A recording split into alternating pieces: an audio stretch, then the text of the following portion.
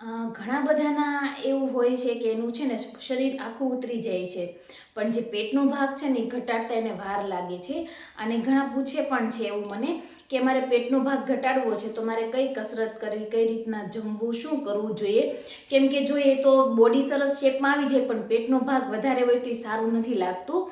તો hello guys, મારું નામ શ્રદ્ધા છે અને હું તમને બધાને છે ને વેટ લોસમાં મદદ કરું છું. ઘરે બેઠા કઈ રીતના વજન ઘટાડવું ને તે ફ્રીમાં.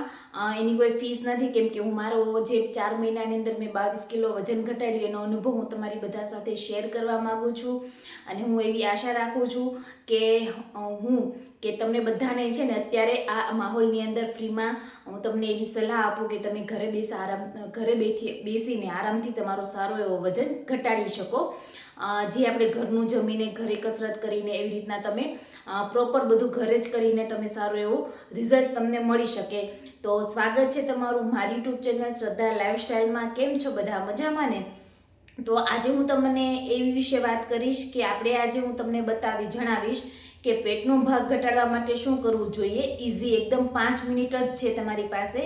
ફક્ત 5 મિનિટની અંદર તમે 10 દિવસની અંદર સારું એવું રિઝલ્ટ જોવા મળશે જો તમે આ વસ્તુ ટ્રાય કરશો ને તો વિડીયોને છે ને છેલ્લે સુધી જોજો, સ્કીપ ન કરતા, નહીતર તમારે રહી જશે જોવાનું. અને હજી તમે સુધી મારી ચેનલને સબસ્ક્રાઈબ ન કરી હોય તો કરી દેજો, જે તમને આગળ ઘણી કામ લાગશે. અલગ અલગ રીતે કઈ રીતના વજન ઘટાડવું ને એ હું સ્ટેપ બાય કહીશ. અને એ બધી વસ્તુ મેં મારા ઉપર ફોલો કરેલું છે, મેં બધી વસ્તુ ટ્રાય કરી છે અને પછી હું તમારી સાથે એનું રિઝલ્ટ જે છે ને એ શેર કરું છું. એટલે તમને બધાને સારો એવો અનુભવ થાય અને તમને આઈડિયા પણ આવે કે આ રિઝલ્ટ કામ કરે છે, આ વસ્તુ કામ કરે છે કે નહીં. બરોબર. પેટની ચરબી ઘટાડવા માટે કહી શકાય ને કે છે ને આપણે જ્યારે વજન ઘટાડતા હોઈએ, ડાયટ કરતા હોઈએ તો આપણું પૂરું બોડીનું જ વજન ઘટે. બરોબર. એવું નથી હોતું કે આપણે ડાયટ કરીએ તો ખાલી હાથનો ભાગ ઘટશે કે પગનો ભાગ ઘટશે કે પેટનો ભાગ ઘટશે. પ્રોપર ડાયટ કરતા હોય એટલે આપણે ફૂલ બોડી ઓછી થાય. અમુક પાર્ટને આપણે છે ને શેપમાં લાવવા માટે કસરત કરવી પડતી હોય છે, ચાલવા જવું પડતું હોય છે, એથી તમારી બોડી સારી એવી શેપમાં આવે છે. હવે હું વાત કરું તો પેટની વાત કરું. તમે જોઈ શકો આપણે જોઈ શકીએ પેટનો જે ભાગ હોય ને એને ઘટાડવા માટે આપણે અલગ અલગ કસરત બતાવે છે, પણ હું તમને ઇઝીલી 5 જ મિનિટ તમારે ટાઈમ બગાડવાનો છે અને 5 મિનિટમાં તમારે સારું એવું રિઝલ્ટ જોઈએ છે તો આ 5 મિનિટ જરૂરથી ટ્રાય કરજો અને સારું એવું રિઝલ્ટ આપે છે. તો ચાલો હું જણાવી દઉં કે શું કરવાનું છે.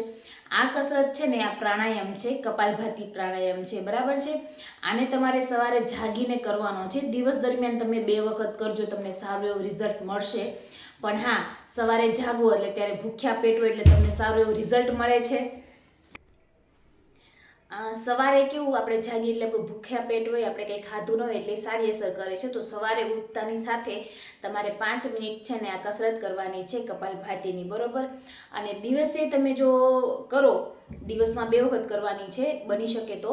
અને જો દિવસે તમે કરો તો જમ્યાના 3 કલાક પછી તમારે કપાલભાતી કરવાની છે. બરોબર. પેટ તમારું એકદમ ખાલી હોવું જોઈએ, જેથી તમને સારી એવી અસર કરે છે. બરોબર. અને આ છે ને કપાલભાતી તો બહુ સારું રિઝલ્ટ આપે છે.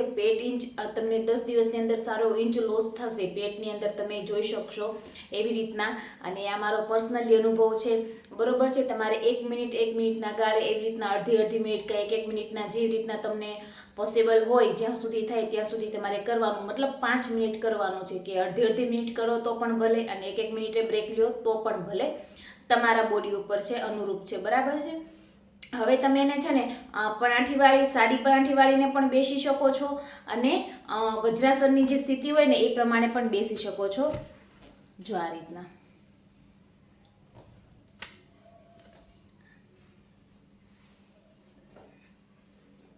આ વજ્રાસનની સ્થિતિમાં પણ બેસી શકો છો. બરાબર છે. હવે કરવાની રીતિ છે કે જ્યારે તમે શ્વાસ બહાર કાઢો ને એટલે પેટનો ભાગ અંદર ખેંચવાનો છે. બરાબર છે. તો જો આવી રીતના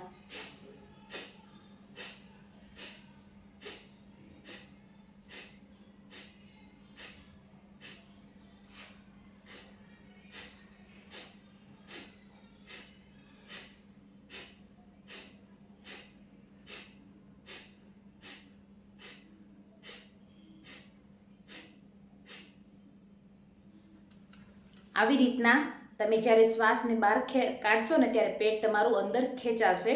એ રીતના તમારે છે ને કરવાનું છે 5 મિનિટ સુધી, સવારના ભૂખ્યા પેટે. અને સાંજે જમ્યા પછી કદાચ તમે દિવસે કે બપોર વચ્ચે કરો તો એ 2 થી 3 કલાકના ગાળાની અંદર કરવો જોઈએ, બરાબર.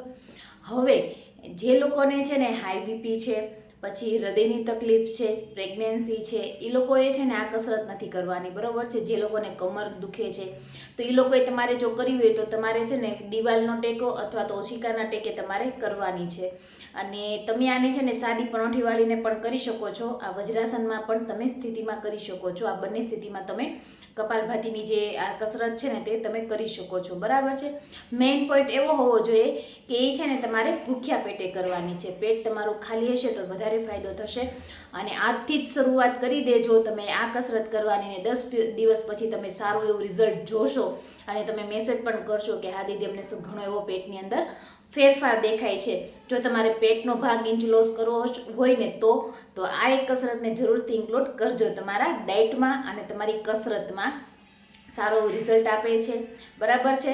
તો જો મિત્રો તમને અમારો વિડીયો ગમ્યો હોય તો લાઈક કરજો, શેર કરજો, કોમેન્ટ કરજો, સબસ્ક્રાઈબ કરજો મારી ચેનલને. અને 10 દિવસ પછી મને તમારું રિઝલ્ટ જરૂર જણાવજો કે તમને આ રિઝલ્ટ કેવું લાગ્યું, બરાબર. આ કસરત કરવાથી તમારું રિઝલ્ટ કેવું મળ્યું તમને એ જરૂરથી કોમેન્ટ કરજો. અને કન્ટિન્યુ કરશો એટલે તમને આરામથી સારું એવું રિઝલ્ટ મળશે. તો હવે મળીશું એક નવા વિડીયો સાથે. બધાને જય શ્રી કૃષ્ણ અને રાધે રાધે.